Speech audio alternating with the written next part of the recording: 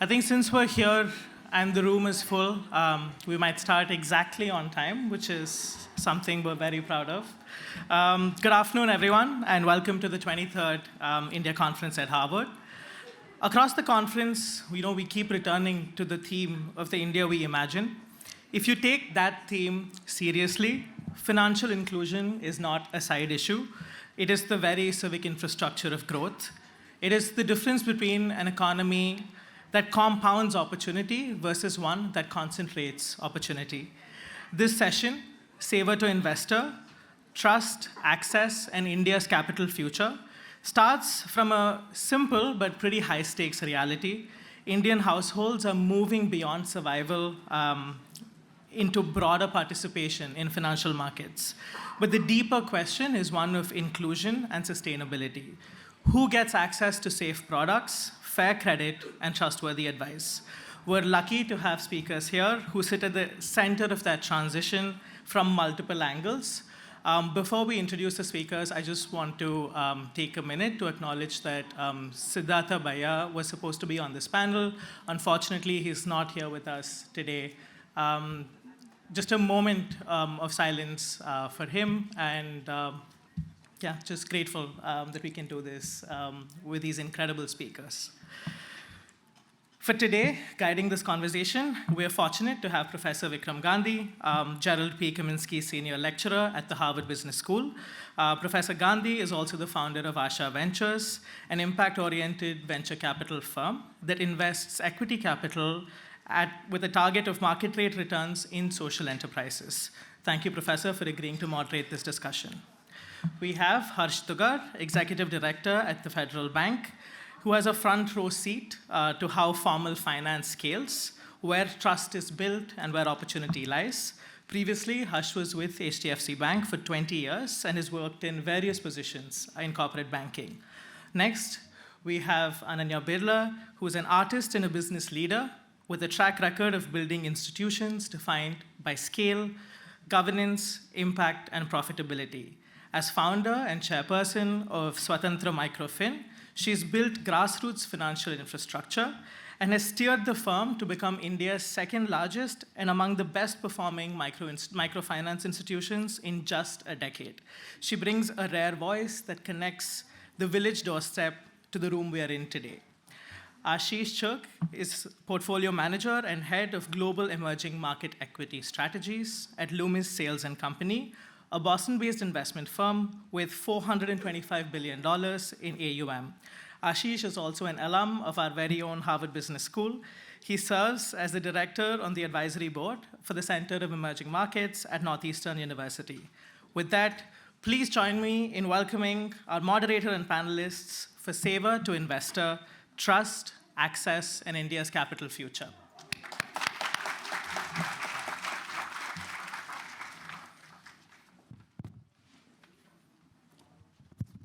Yeah, thank you so much for that introduction, and thank you to all the panelists for being here. First of all, I'd also like to acknowledge and thank all the students who have put in all the effort to put together this conference. I think sometimes we forget that this is a completely voluntary exercise, and students are very, very busy doing what they are, and to put in the effort to put on such a fabulous event, a big round of applause and acknowledgement for them. So thank you so much for being here. When we talk about an India we imagine, financial services, the financial infrastructure, financial inclusion has got to be a very, very critical component of that discussion. In most economies, financial services typically is anywhere from 25% to a third of the economy. And in India in particular, the interesting part from an imagination perspective is that your actual customer base is extremely diverse, both in terms of geography and background and culture, but also in terms of economics. And so if you broadly look at an Indian kind of a pyramid, if you will, you probably have about, roughly speaking, around 200, 250 million who would be at the more wealthier middle class. On the other end of the spectrum, you have approximately 400 million folks who are at the bottom of the pyramid. And then you have a big, and of course you can break it up into smaller groups, a big, what I would call an aspiring middle class in the middle there. And for each one of them, the whole issue of going from being a saver to an investor is a very different lens. And we're very fortunate that three of our panelists actually bring different lenses to that, to that customer base, to that client base.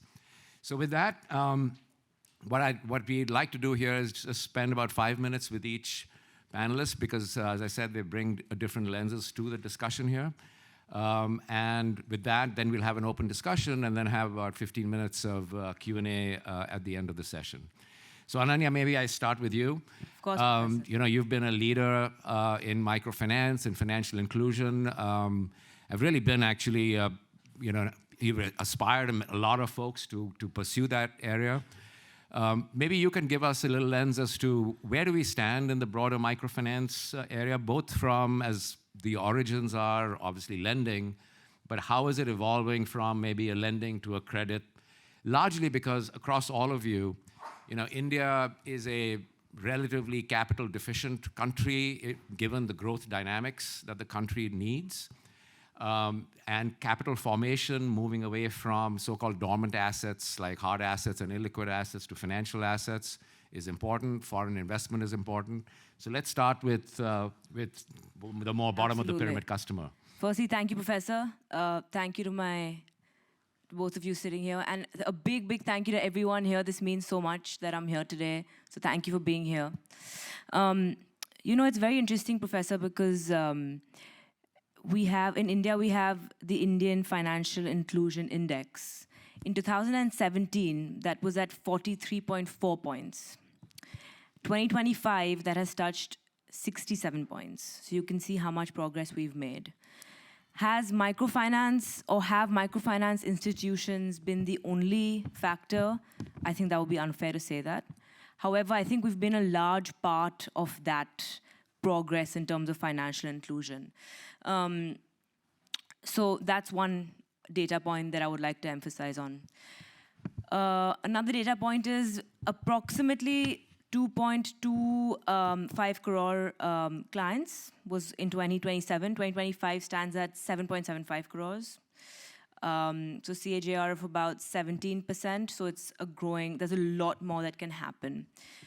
Now, in terms of moving from a savings-led economy, which India pretty much was/is, to an economy where retail investors are actually putting their money into the capital market. 2 quick data points for everyone sitting here. SIP in the last 2 years, the inflow of SIPs has doubled. In the last 4 years, I think it's 4x, right, like you were saying. So that's one thing. Maybe you want to clarify SIPs? It's a vehicle, right, where you can invest in capital markets. It's a vehicle. It's probably one of the safest things to do initially when you're beginning to start your journey into investing with your disposable income. The second is that demat accounts in India have touched about 25 crores, which is the first time this has happened in India. So there's a clear shift or some sort of shift that's happening between us using our money just to put it into a savings account in a bank to putting our money into capital markets to use our money to make more money. So what eventually happens is that the capital that we have in our own economy is our own money that's growing, to put it in very simple terms, which makes us more capital efficient, which makes capital allocation better, amongst other things. The only thing is that this transition, I think, is happening more in urban India and tier 2, tier 3 cities, and maybe a little bit in semi-urban India. I personally, on ground, am not seeing it happening with EWS LIG, which is basically low-income group categories that microfinance institutions lend to bring them into the formal financial lending sector. They are still really focused on a couple of different things. I'm trying to keep this answer really, as short as possible. One is having consistent income coming in. Number 2 is emergency fund. They need to have an emergency fund. Number 3 is having health insurance and life insurance. After this comes investment. So investment and inclusion for EWS LIG, which is our clientele, is the last in the ladder. Have we built the first couple of steps for them to reach there? Yes. I think UPI is a huge, having digital access for them is a huge, gives them a lot of access.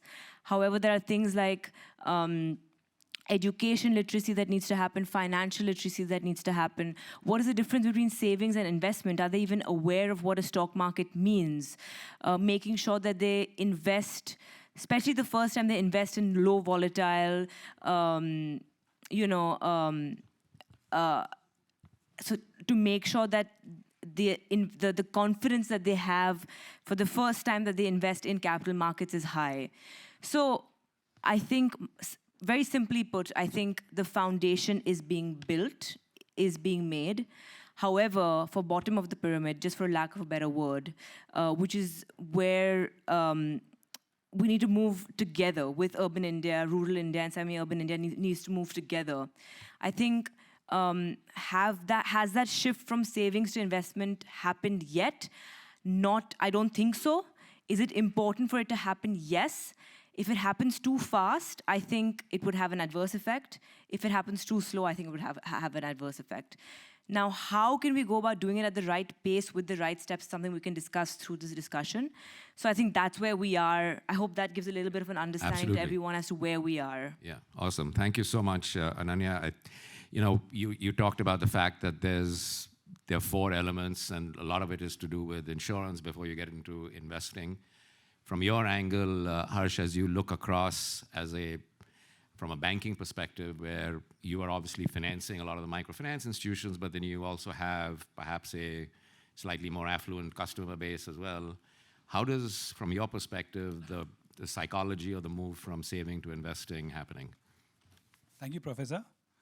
Before I start, thank you so much for having us here. It's both a privilege and a pleasure to be out here, so thank you so much. I'll take a step back. First of all, in microfinance, let me tell you the average ticket size of a loan used to be as low as $350, which today in the last 5 years has actually doubled to close to $700 at this point of time. This is a society which is underbanked, underserved.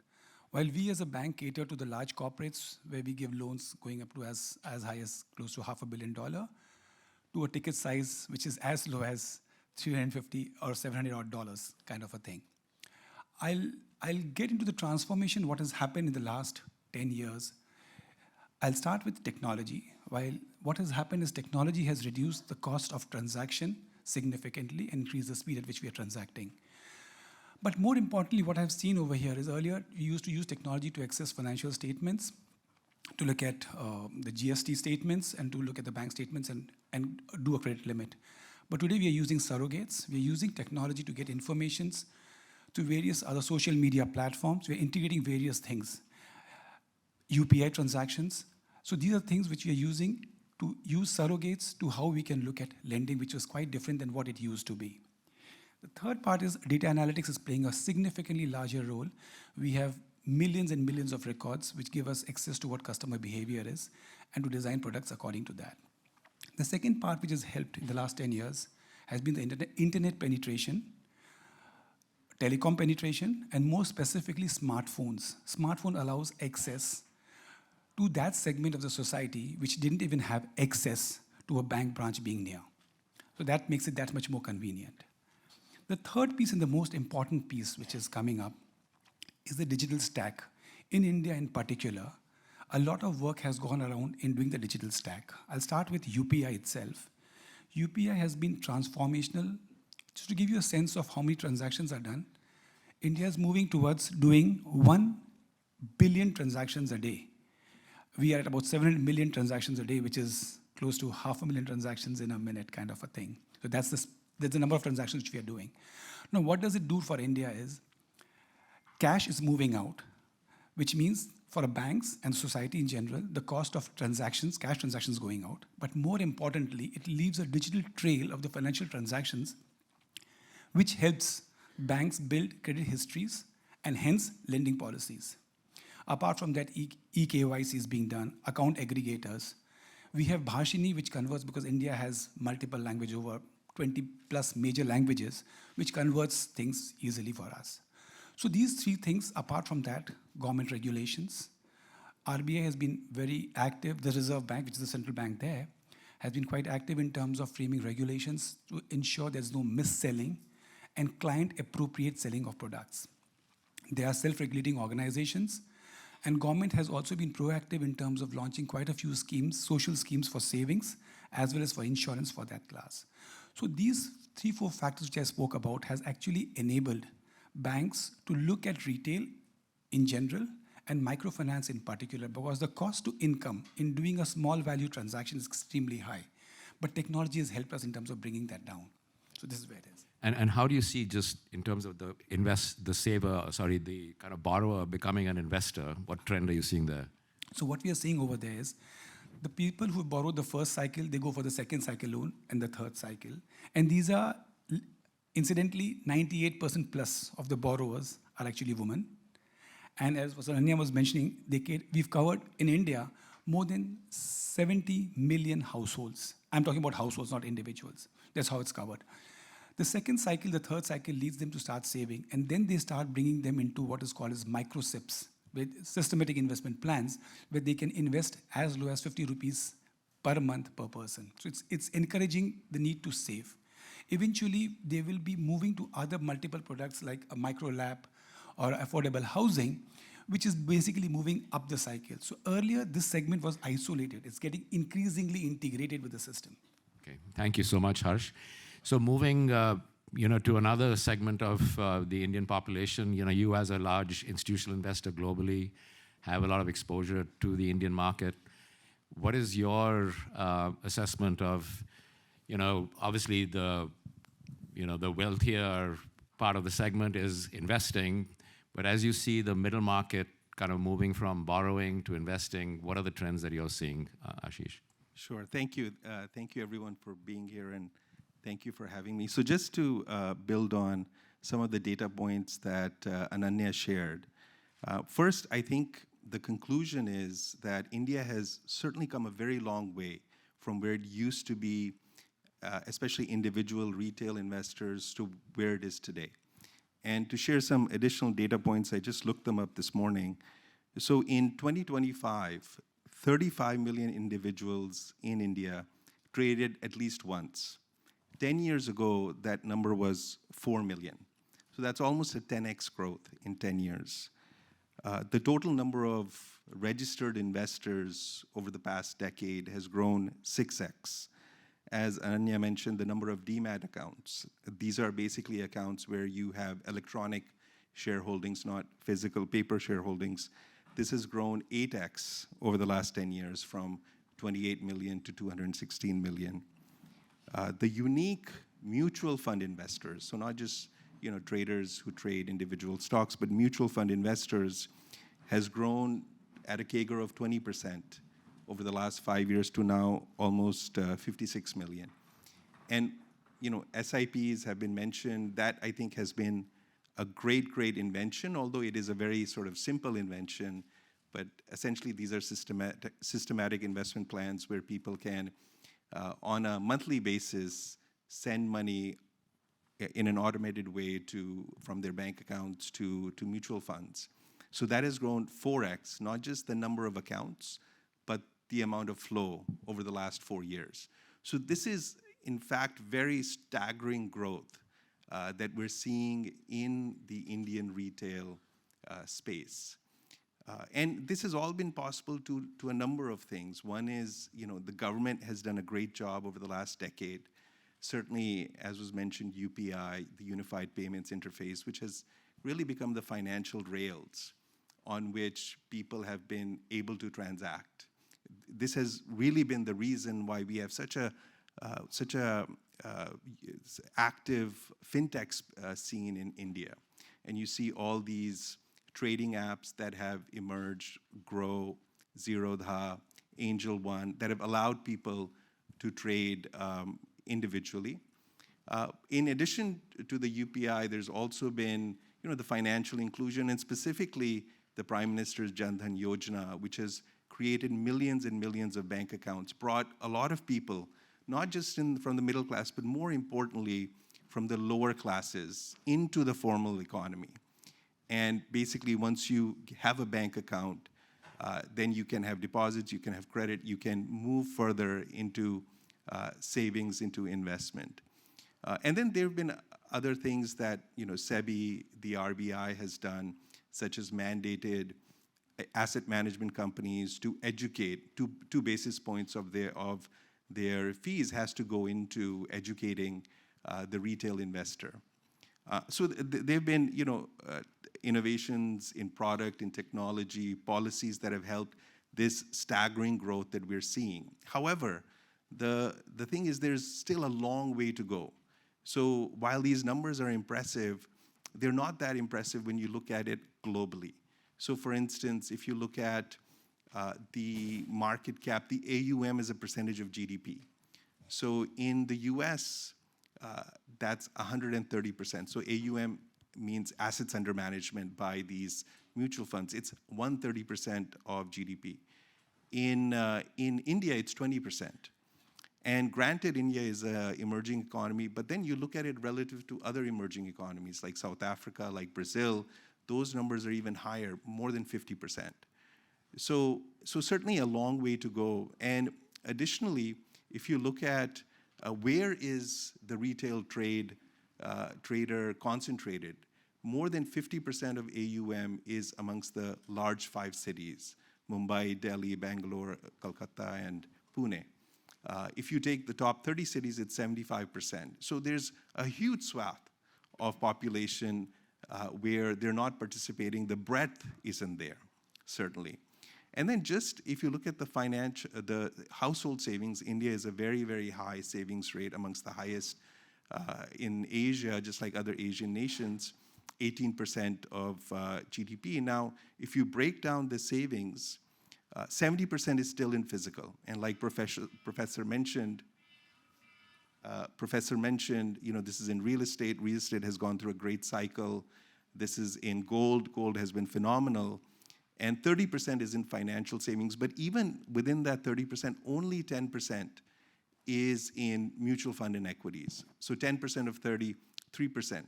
In the US, it's 10 times that number. So there's still a long way to go, and maybe we can discuss how we get there. Yeah, so let's actually build on that. Still a long way to go. I think you'll have talked, all 3 of you, which is great, which is about the technology stack of UPI, mobile, data.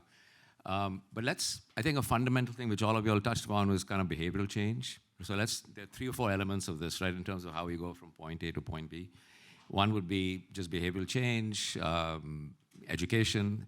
The second would be what more can be done on the technology front. And the third would be, are there any regulatory kind of things? So let's just touch on the first one. From a behavioral change standpoint, what do you think needs to happen? I mean, maybe Ananya, you want to start in terms of what needs to happen from moving from just savings accounts to maybe more active or just actually even starting saving accounts? Sure. So at Swatantra, to get a loan from us, when I was 17, when I launched Swatantra, you have to have a bank account. So that was the first step. So what we do is as soon as you have a bank account, you have to understand, we have a financial literacy program that our clients go through where they understand what savings is, they understand that the money is going to be transferred to their bank account, they understand that they're going to have to pay from their bank account. So that kind of, initially, maybe it increased our OPEX a little bit, but now it's really brought our OPEX down because there's no risk, there's no cash, just moving from place to place, everything happens through the bank. So that was number 1. I'm a little bit jet lagged, Professor. What was So what? It's like, what is the behavioral change that we need to get? Right. So I'll give you an example. Swatantra gave a loan of, I'll talk in rupees, of 10,000 rupees to a woman who had a salon. It was half the size of this stage, okay? She had 1 chair, and she did the eyebrows, upper lip, and she did like blow dry.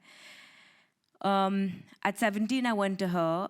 After loan cycle 3, so I must have been 20, let's say, she had increased her salon as big as this entire stage, and she had employed 5 more women. So it felt so nice. I was like, wow, right? After another 2 cycles, I must have been 20, let's say 25, it kind of became double of this, and she had employed that many more, right? As big as this whole thing? pretty No, soon, huh? unfortunately not there, but just a little bit more. Professor, you're expecting way too much from me. But yes, a little bit more, right? So she could see the change that was happening by taking a loan from us. At that point, I realized that this lady now has disposable income. This was 2 years ago, and maybe a year and a half ago. So I was 29, and I realized that let me try to talk to her, to explain to her that instead of now taking another loan from Swatantra, let me try to see if she would be open to putting this money into capital markets. So this is a behavioral change, right? What I had to tell her was, this is not just about now increasing your income and making your salon a little bit bigger. We are now talking about you securing your future. So initially, she was completely against it. It took a lot of convincing. It took a lot of shift in narrative. It took a lot of one-on-one sessions with her to explain to her that just give this a shot. We made an account. She had a UPI. We made an account for her on Zerodha. And in a year and a half, she was able to increase her income way more than she did in all those years that I met her previously. So that is the amount of impact that can happen. Now, the challenge that we face today is that for me to replicate what we did with this one woman, to do this across 60 million people who are in our portfolio, is a lot of work. So how do we make this faster, more efficient? Because I have seen in real time that yes, it does make a difference. However, I had to identify, my team and I had to identify that she has enough disposable income, that there needs to be a narrative shift. And she is a candidate, we did a lot of underwriting, and she is a candidate who, if we explain to her correctly, she can become a retail investor in the capital markets. However, we had to also identify the right vehicle for her. So this obviously takes a lot of effort from our end as well. So I think if done correctly, would love to hear solutions from you guys if you all have anything. I also went and spoke to the RBI governor, and I said, Governor, maybe I'm pushing it a bit, and maybe I'm being radical. But maybe for something like SIP, for our clients who don't have a very regular monthly cash flow, maybe we should not have penalties. Or maybe we should decrease the amount of penalties just to push them into capital markets initially, because the amount of growth that we will see as an economy just by the sheer volume of people would be immense. So, he said, yes, that's something we're thinking about. The budget is coming out. So all of us together, because we care about our country, we care about the world, we care about where we're going, we need to think about solutions around this, because the potential around this is huge, like I said. Yeah, so it's about behavioral change at scale, right? And so, absolutely. So the question maybe any of you can answer is that behavioral change at scale, how do we actually leverage technology, maybe AI, other things, because we have the tech stack, we have the penetration of smartphones. I'm guessing all the folks who are having these microfinance loans or even at the middle have access to data. So how do we use technology for behavioral change to make it at scale? Because that story which you said is fantastic, and if we can replicate that 50 million times, not only would it make a huge difference to the economy because they need the capital, but actually it's a big wealth creation opportunity for the participant themselves. Okay, one thing I'll mention about this segment of the society, that they're extremely enterprising. Contrary to what most people think, I've heard one lady had used a loan given to her to buy a mobile phone because the nearest telephone booth was about 8 or 10 kilometers away. And immediately, 8 or 9 months later, she came to take another loan to buy another one. I'm just trying to tell you that this is a reasonably enterprising segment. Secondly, it's quite infectious the way this is spreading around. How can we use technology, AI and all? We have been discussing about this.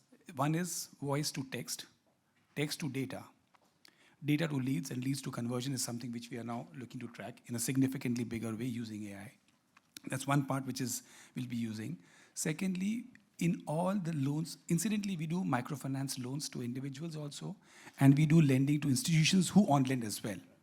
The ones where we do direct lending, there's something called a GR, there's a CGT, compulsory group training, where the ladies are actually called, and there's a financial literacy imparted to each one of them. That's the second thing which we do. So what I'm saying is, apart from technology, and one thing which you're also realizing it, this is something which resonates with one of them in the village, or two of them, it spreads reasonably faster. Secondly, this segment is also realizing that you need to have a good credit score, because every single loan given to this segment, and about 40 to 50% of them are new to banking itself. This information is fed into the credit bureaus immediately.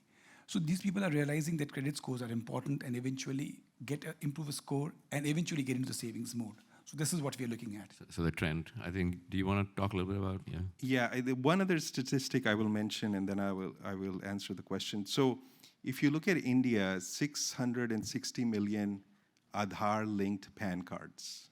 Huge number, right? 500 million are on UPI. And less than 10% of that is trading, have mutual fund accounts. So they have the access, but they're not investing in mutual funds. Obviously, technology can play a big part. But I think one of the key issues in India, it's still mutual funds and other equity-linked products are sold by distributors throughout the country. It's more of an in-person, face-to-face type of interaction. And these people, I think, are not incentivized correctly to educate the end user, the end investor. And also, they're basically focused more on short-term versus long-term. There's a big onus that should be on the distributors of these mutual funds to educate the population, whether they sell directly to them or through the technology channel. And I think there needs to be a change in regulation where the distributors are focused more long-term. They are not focused on just the initial sale, but the long-term stickiness of the client. They have to be more incentivized to educate the end investor about the risks that they're taking, because oftentimes there's a significant amount of mis-selling. And because people get burnt, those stories spread around, that makes them averse to investing in risky products. And then finally, I think technology can also make a difference in terms of product innovation. So if you look at US, one of the key reasons why there's such a big part of the population that is invested in the equity markets is low-cost mutual funds. Vanguard is the vanguard of that. They've done a tremendous job of educating the population and building products that are very low cost. And then separately, other products like ETFs. The growth of retail investor in the US has been very linked to the growth of ETFs. In India, you don't have much of that, and I think that can also help. And then finally, in terms of product innovation, the Indian rural consumer, rural saver, basically they've been saving in gold, they've been saving in physical assets, things that are tangible, real estate that they can look at, fixed deposits where they see every month money is being deposited in their bank account. To make a huge risk leap from what they're at right now to equity, I think is a leap. It's very large. However, product innovation can help there also, where you can have blended products where they're debt and equity, where you have dividends, you have income, but you have the upside with risk. You have the upside with equity risk. So, a number of things that can be done. Yeah. So just before I go back to the panel, so we're going to start taking questions in a few minutes. So if you have any questions, there are 2 mics on either side. You could just line up behind the mics if you have questions. So one of the things which you all have talked about is regulation, your discussion with the RBI governor. From a regulatory standpoint, a policy standpoint, what has worked well till now and what more should be happening? For example, you talked about risk tolerance. I mean, mutual funds don't have to be equities. I mean, the first step would be to invest in fixed income mutual funds, which have lower risk, but still are channeling capital into the markets, and you're benefiting from that, as opposed to maybe a bank saving account, at the next level. So there are various grades, but what needs to happen from a regulatory or a policy standpoint? Maybe we'll start with you and then go work backwards. I think one of the things that they have done very well is mandated AMCs to put a certain amount of their fees, 2 basis points, into educating the public about mutual funds. I think it's the regulators, SEBI, the Reserve Bank, the government, need to spend more money on educating. And it has to fall to the distributors. It also has to fall on the fintech companies. And then the other thing that they've done, I think, really well, SEBI has done, is being vigilant on the market. So what happens is people get scared. Retail investors get scared of the markets because people lose money. And essentially, if you don't have scams, you don't have frauds, which has happened through different cycles in India. Over the last 10 years, it has been very clean. It has actually been very good. And I say that because SEBI has been very good, because the RBI has been very good in terms of managing the, who comes to market, the IPOs, and so on. I think that continued vigilance, making investors, making the savers more confident that when they're investing, it's not what it used to be 20, 30 years ago where it's gambling, but more investing and saving for the long term. I think all of those things can help a lot. But the 2%, or sorry, the 2 base is actually still spent in the top 4, 5 cities or the tier 1, tier 2. Do you think there should be a policy that has Absolutely, to go down? I think so. In banks, there's policies about how much should be lent to certain areas, certain sectors, and so on, especially PSU banks. Yeah, the I think PLI. we're at that, and I know it sounds sort of anti-capitalist, but I think we're at the stage in the growth of the market in India where there should be mandates, more mandates about going to the bottom of the pyramid, going beyond these top 5 cities, beyond these top 30 cities that have 75% of AUM. Maybe a couple of comments on the regulation, then we'll start taking questions if you have any thoughts. So I think UPI has been super, super helpful, like we discussed. I think Aadhaar and connecting Aadhaar to everything across has been very helpful. Of course, all of these things take time and they have disadvantages as well, but overall, I would say. And the digital penetration that we now have has really helped the end consumer. Very radical thought that I have. However, like I mentioned, some sort of, if they fit into some eligibility criteria where their income is below a certain amount, whether regulators can put something in place so that these guys start participating in capital markets. I'm going to be very honest, I don't have the solution sitting right here. Intuitively, this feels right to me, but we need to figure out what that can be because it would really help. I've seen it helping. That would be my answer. Just if I can take 1 second and go back to the AI question. For us personally, I think AI has really helped in our underwriting process. We're able to find our clients faster, and hence we're more productive, and hence we're able to go to more people.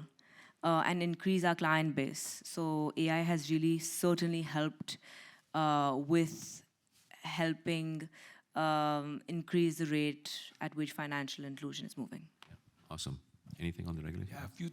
Being a regulated entity, there are quite a few things which we can speak about. Yeah. So maybe 2 things that you think should change.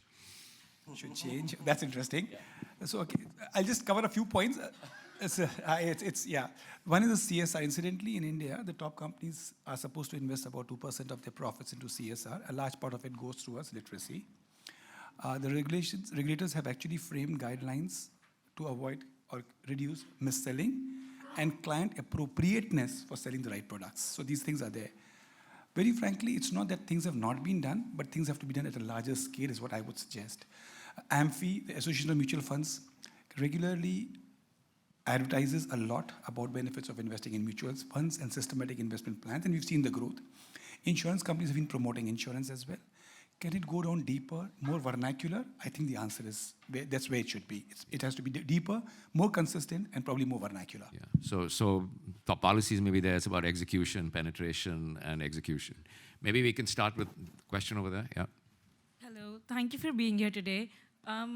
we're seeing record demat openings and consistent SIP inflows in India, and a lot of first-time investors like myself are entering during a strong growth cycle, right? So it feels like investing is becoming more sought after in India right now.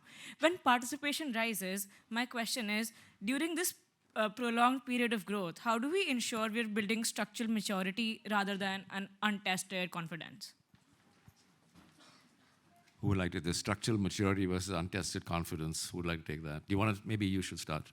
Yeah, I think, certainly when the market is doing well, there's more participation, and India has been an amazing market over the last 10 years. It's, I think, compounded 12% in US dollars on an annualized basis. So you certainly bring in, more people who are speculating, and that never ends well. I think to have people who are basically investing for the long term will bring that structural maturity. And that goes back to education, where you're not sort of day trading, you're not in it for the short term. You are essentially investing because you know that this is your retirement egg. And that requires a change in mindset, and it goes back to education, I think, to have that long-term mindset. And I think the government can do something to encourage that, certainly through taxation. So, there's higher short-term capital gains tax versus long-term capital gains tax.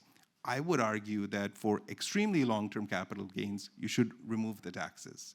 And that will encourage people to invest for the long term. Yeah, so there may be the structural thing. Do you want to add to that? I just want to say that, there's never a guarantee to anything in life, right? So as an individual, you just have to do your research. You need to know there's an opportunity cost to everything that you do.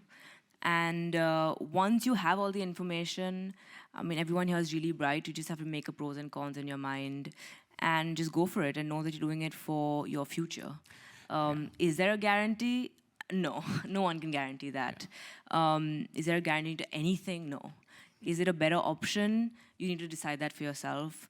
But congratulations on beginning to invest. I think it's a really good option. Yeah, and I think the one thing I'd add, and then we take a question here, is basically the reason why SIPs are there for newer investors is think about, I'm going to invest over 5 years.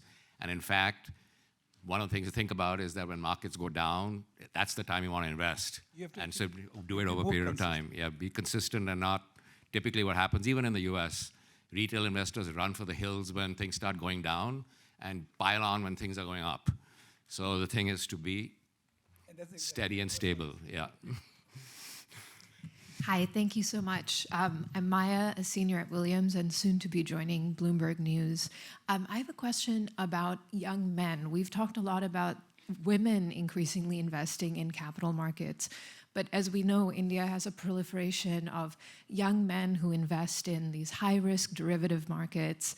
And I was wondering what you thought about the ways in which policymakers and regulators should protect these young investors, as you said, with poor financial literacy, especially from the high-risk and structurally unequal aspects of the derivatives market illuminated by the Jane Street scandal last year. Who would like to take that question? Yeah. Two parts to it. One is, if it's mis-selling, it definitely needs to be stopped. And I think there are, like I mentioned, that there are guidelines now issued by the Reserve Bank in terms of mis-selling and refunding the entire amount to the customer if it's found to be. And there's client appropriateness between the age, risk appetite, outlook, is what you sell to that's one part of it. But if you invest in the equity markets, let's face it, you face the ups and the downs of it. What requires over there is more literacy to stay invested. According to me, whether it's the most informed investor or the less informed, I haven't seen many people beating the markets over a long period of time. What can give you a consistent returns to stay invested for a long period of time? In fact, in one of, I do not remember which institution it was, they did a survey in which there was a cohorts which gave the best returns. They found that the maximum return was from a cohort of people who had passed away. And since there was no activity, there is amount they remained invested in that. And that actually, while that may sound a bit weird and funny, but what I'm trying to highlight over here is that the longer you stay invested and you make through the highs and the lows is where you get the returns. I think just quick margin financing. So a lot of these derivatives are leveraged products, and the retail investor takes on margin loans to invest and is over leveraged. So what they've done, and they've seen this, and the scandal that you mentioned, the Jane Street scandal, essentially a lot of retail investors were taking advantage of the arbitrage between the cash equity and the derivative and doing it in a leveraged basis. What has happened is the RBI and SEBI basically have reduced the margin, reduced the leverage that they can use to invest in these. And that, I think, is a very good sort of policy way to control this sort of gambling aspect of retail trading. All right, maybe we go there. Good evening, panel. I am Trisha, and I work as a commercial document specialist in a Massachusetts-based bank called Rockland Trust. This question is for Ananya. I know that you said that you connected with a woman who opened a small parlor, and then she was working, and then she did not want it, like you had a hard time with her, and you're open to solution. Would you think that, like in America, we have Small Business Administration as a body which helps small businesses to grow? Would you advise to the governor of RBI to have replicate a body like an SBA in India and would help such small businesses? No, absolutely. I think that's a great idea. It's just about when and how. It's a very, very complicated and layered system. Also the thing is, from a regulator's point of view, if they do it for one, they have to do it for everybody, of course. And it's not a very easy thing to do. These women live and men live, it's very hard to reach them. The different languages. Operationally, it's a huge challenge. So ideally, I would like to say that as someone in the industry, I would like us to sort of do it ourselves. Having said that, I think some support from the regulator would surely help. But it is the way forward. It is the way forward. How and when is the question.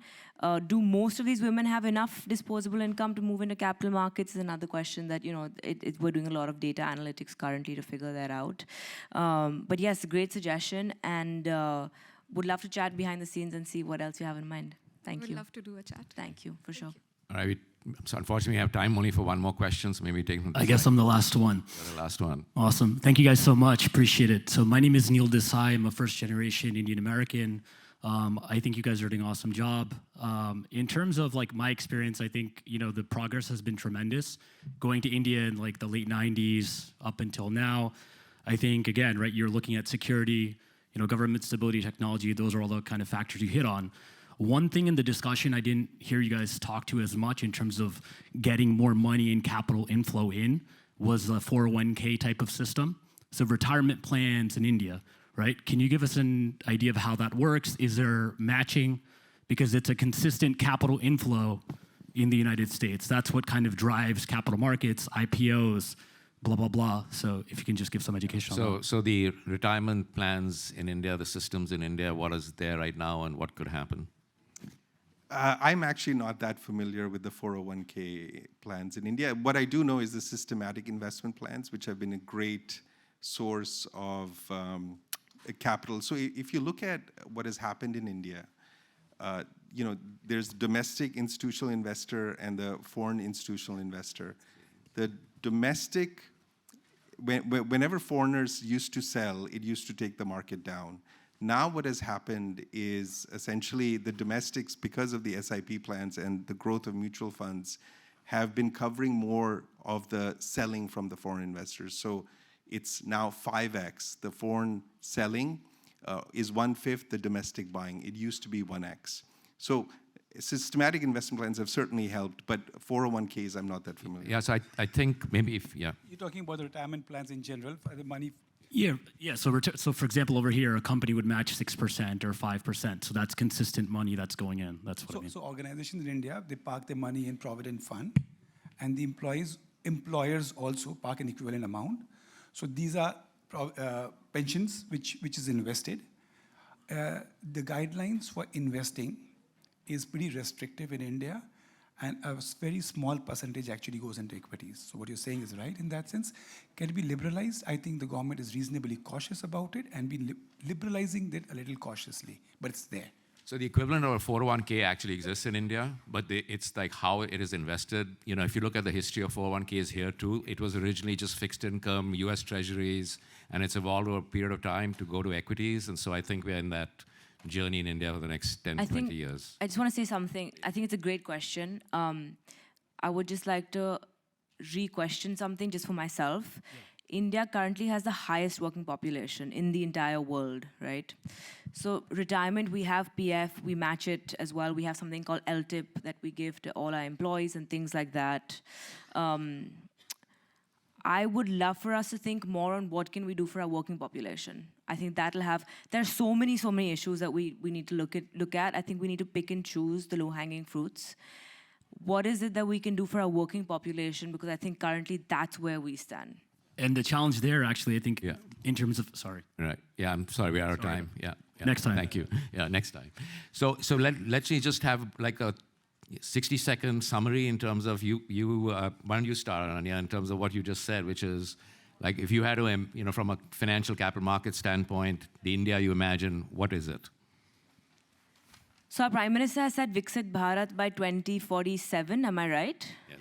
Yes. I think to achieve that, it has to be not just top-down, but bottom-up as well. I think very important. I think financial inclusion is a big part of the pie. Is it the only part of the pie? No. I think there's a lot more that has to be done, from AI to general technology to regulation to B2C, B2B, B2G. I think there's a lot of stuff. Geopolitics as well needs to settle down at some point. Are we on the right track? I think we're on the right track. You know, the economy is growing, what, 6% every year? Yeah. Approximately. Sorry? Yeah. 7%. Yeah. Sorry. Yeah. 7%. There's a lot of work to be done. And I would like to focus on knowing what the target is, but I would really like to just put all my energy into, okay, what are the ways we can achieve that? Yeah. How can we scale it? So that's where I'm at. Ashish?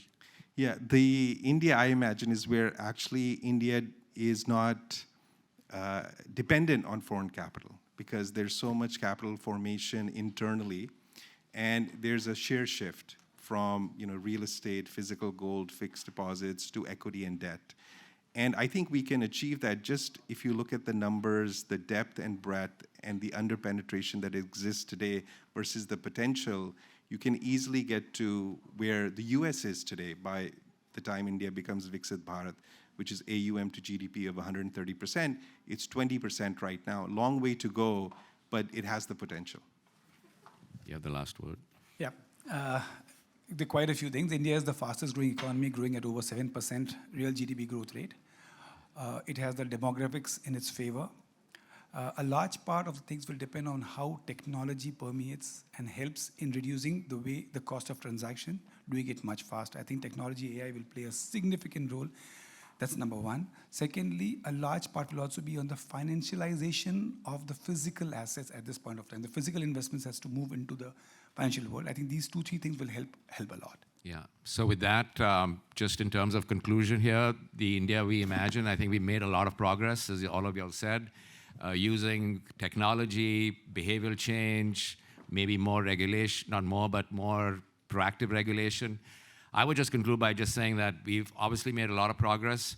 I would argue that based on our 6-7% growth rate, actually to get to where we want to get to by 2047, we actually need to be thinking about even higher growth rates rather than patting ourselves on the back that we're the highest growth economy in the world, in my view anyway. And so I think the financial sector actually has a huge role to play in that. And so the hope actually is that technology, coupled with the right kind of focus and leadership and the right kind of regulation, can get us there. So it's an India that we imagine, and we should be more aggressive in imagining even a bigger India. So thank you very much for all of you for being here, for taking the time, and thank you again. Thank you very much, Professor Gandhi, and thank you to all our panelists for sharing conversations that moved us from statistics to anecdotes. And you've reminded us that inclusion, trust, and investor education are not just technical challenges, but important nation-building projects, and we are grateful for the work that you do every day to advance them. Thank you.